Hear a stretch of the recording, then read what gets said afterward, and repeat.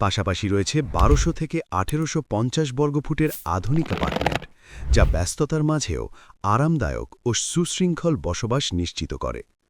পুরো প্রকল্প জুড়ে রয়েছে মোট ১০০টি কার পার্কিং, আলাদা বেসমেন্ট ও সেমি বেসমেন্ট ব্যবস্থা, আধুনিক এসকেলেটর, স্ট্রেচার লিফট এবং রেসিডেন্সিয়াল ব্লকের জন্য পৃথক লিফট ও সিঁড়ি, যা চলাচলকে করে নিরাপদ ও স্বাচ্ছন্দ্যপূর্ণ।